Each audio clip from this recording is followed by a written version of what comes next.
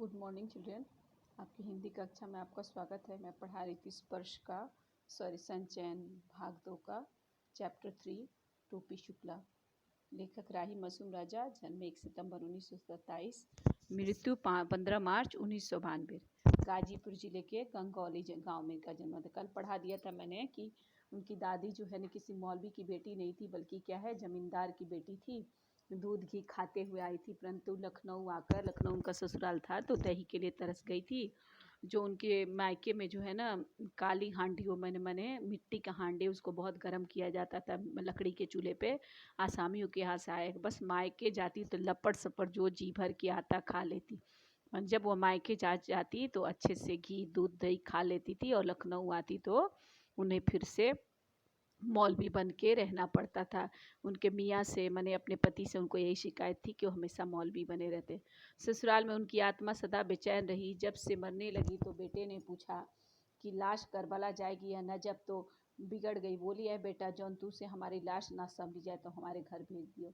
मैंने ससुराल में जब वो रहती थी, क्योंकि ससुराल की होते हुए क्योंकि ससुराल के रीति रिवाज उनको पसंद नहीं थे, इसलिए उनका मन हमेशा बेचैन रहता था। जब वो मरने लगी, मरने के समय आ गया, तो बेटे ने उनकी पूछा कि जैसे दादा परदादा की लाश को करबला ले गई है, तो वो बोला कि मुसलमानों को जो पवित्र स्थल है करबला नज़फ़, तो बोला कि नज़फ़ ले जाए करबला आपकी लाश को। तो बिगड़ गई, गुस्सा गई, और क्या बोली कि तुम्हारे से हमारी लाश न संभाली जाए तो हमारे घर भेज दीजिए।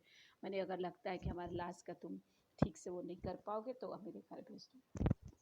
मौत सिर पर थी, इसलिए उन्हें याद ही नहीं रहा कि अब घर कहाँ है। घर वाले कराची में और कस्टोडियन का हो चुका है। मरते वक्त किसी ने ऐसी छोटी छोटी बातें भला कैसे याद रह सकती है। उस वक्त मनुष्य अपने सबसे ज़्यादा खूबसूरत सपने देखता। बोल रहे कि मौत सिर पर थी, मैंने उनका मरने का समय नज़दीक था, इसलिए उनको ये भी याद नहीं रहा कि उनका घर नहीं था, और घर वाले कराची में उनके थे, और घर कस्टोडियन का हो चुका था। कस्टोडियन में जिस संपत्ति पर किसी का मालिकाना हक न हो, मैंने वो जो है ना गवर्नमेंट विभाग को चला जाता है, वो संपत्ति चली गई थी क्योंकि घर वाले कराची में चले गए थे। मरते वक्त किसी को ऐसी छोटी छोटी भला, मैंने जो मरने के करीब हो उसको ये सब बातें, छोटी मोटी बातें ये ज़्यादा जो है ना याद नहीं रहती। उस वक्त मनुष्य अपने सबसे ज़्यादा खूबसूरत सपने देखता है। इफ़न की दादी को भी अपना घर याद आया, उस घर का नाम कच्ची हवेली था। उस वक्त मैंने उस समय क्या है, मनुष्य अपने सबसे ज़्यादा मैंने सबसे खूबसूरत सपने देखता है। मरने के समय, जब आदमी मरने के करीब होता है, तो अपना सबसे प्रिय, सबसे खूबसूरत सपने देखता है। यह कथाकार माने कहानीकार का ख्याल है। कहानीकार को लग रहा है कि मरने के समय करीब थी, इसलिए वो ऐसे खूबसूरत सपने देखती थी। इफ़न की दादी को अपना घर याद आया, उस घर का नाम उनको याद आया कि उस घर का नाम कच्ची हवेली था। कच्ची इसलिए को मिट्टी से बनी थी। उन्हें दशहरी आम का वह बीजू याद आया जो उन्होंने अपने हाथ से लगाया था, और जो उन्हीं की तरह बूढ़ा हो चुका था। कच्ची क्यों कहते थे उनकी हवेली को? कच्ची हवेली इसलिए कहते थे को मिट्टी से बनी हुई थी। दशहरी आम को बीजू बने, बीज से बना हुआ। बीज से आम का, जैसे आम हम खाते हैं, उसकी गुठली को हम ज़मीन में गाड़ देते हैं, उससे जो पेड़ बनता है उसको बीजू बोलता है।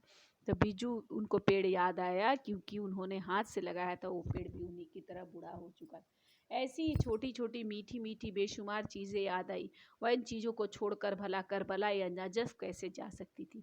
मैंने इस प्रकार की बहुत बचपन की, अपने मायके की बहुत छोटी छोटी बातें, उनको मीठी मीठी बातें याद आई। वह इन चीज़ों को, मैंने इन सब चीज़ों को छोड़कर करबला या नजफ़ नहीं जाना चाहती थी। वह बनारस के फातमैन में दफन की गई क्योंकि मुर्तुजा हुसैन की पोस्टिंग उन दिनों वहीं थी। इफ़न स्कूल गया हुआ था। नौकर ने आकर खबर दी कि बीबी का देहांत हो गया। इफ़न की दादी बीबी कही जाती है। इफ़न तब चौथी में पढ़ता था। टोपी से उसके बने बनारस के, जब वो मरी थी तो बनारस का फातमैन, वो कब्रगाह है, वहाँ पे उनको दफन किया गया क्योंकि मुर्तजा हुसैन मैंने इफ़न के पिताजी की पोस्टिंग उन दिनों वही थी। इफ़न स्कूल गया हुआ था। नौकर ने आकर खबर दी कि बीबी का देहांत हो गया है। इफ़न की दादी, इफ़न उस समय स्कूल गया था। नौकर आकर खबर दिया कि बीबी, मतलब इफ़न की दादी का देहांत हो गया। इफ़न की दादी को क्या कहा जाता था? बीबी कहा जाता। इफ़न तब चौथी में पढ़ता था। टोपी से, उस समय जब इफ़न की दादी का देहांत हुआ तो इफ़न क्लास 4 में पढ़ता था, और टोपी से उसकी मुलाकात हो गई थी। इफ़न को अपनी दादी से बड़ा प्यार था। प्यार तो उसे अपने अब्बू, अपनी अम्मी, अपनी बाजी और छोटी बहन नुज़हत से भी था, परंतु दादी से वो ज़रा ज़्यादा प्यार किया करता था। इफ़न को क्या है, अपनी दादी से बहुत प्यार था। वो दादी को बहुत प्यार करता था। प्यार तो वो अपने पिताजी को प्यार करता था, अपनी अम्मी को प्यार करता था, अपनी बड़ी बहन को प्यार करता था, छोटी बहन को प्यार करता था, परंतु दादी से उससे सबसे ज़्यादा प्यार था। अम्मी तो कभी कभार डांट मार दिया करती थी, बाजी का भी यही हाल था। अब्बू भी कभी कभार घर को कचहरी समझकर फैसला सुनाने लगते थे। नुजहत को जब मौका मिलता उसकी कॉपियों पर तस्वीरें, मैंने अम्मी क्या है, उसकी मम्मी जी कभी कभी डांट देती थी। दीदी भी दीदी भी ऐसे ही करती थी, कभी डांट देती थी। अब्बू क्या करते थे, पिताजी घर को मैंने कोई भी फैसला सुना देते थे, लगता है घर न्यायालय कचहरी है, सबको सामने वालों को मानना पड़ेगा, वो फैसला सुना देते। नुजहत को जब मौका मिलता है उसकी कॉपियों पर तस्वीरें, उसकी बहन को जब मौका मिलता है, इसलिए उसको दादी ज़्यादा प्रिय थी कि वो दादी उसको किसी प्रकार से परेशान नहीं करती। बस एक दादी थी जिन्होंने कभी उसका दिल नहीं दुखाया। वह रात को भी उससे बरहाम बहराम डाकू अनार परी 12 बुर्ज अमीर हमजा गुलाब कली हातिम ताई पंचफुल्ला रानी की कहानी, दादी जो उसको परेशान नहीं किया, कभी मन नहीं दुखाया था। रात को दादी बहराम डाकू अनार परी 12 बुर्ज अमीर हमजा गुलाब कावली हातिम ताई पंचफुल्ला रानी आदि की कहानियाँ रात को भी दादी सुनाया करती थी। सोता है संसार जागता है पाक परवरदिगार, आंखों से देखी नहीं कहती कानों की सुनी कहती हूँ, एक मुल्क में एक बादशाह रहा। मैंने सोता है संसार, संसार के सब लोग जब सो जाते हैं तब दादी कहानी में अपनी कहती थी, तब पवित्र परवरदिगार मैंने तब भगवान जागता है। बोला है मैंने आंखों से नहीं देखा है, मैंने कानों से सुना है कि एक मुल्क एक देश में एक बादशाह रहता था रहा। दादी की भाषा पर कभी नहीं मुस्कुराया, उसे तो अच्छी भली लगती थी, परंतु अब्बू नहीं बोलने देते, और जब भी वह दादी से इसकी शिकायत करता तो हंस पड़ती थी। मोरा का है बेटा, अनपढ़ गंवारन की बोली, तू काहे को बोले लगी हो, तू अपने अब्बा की ही बोली बोलो।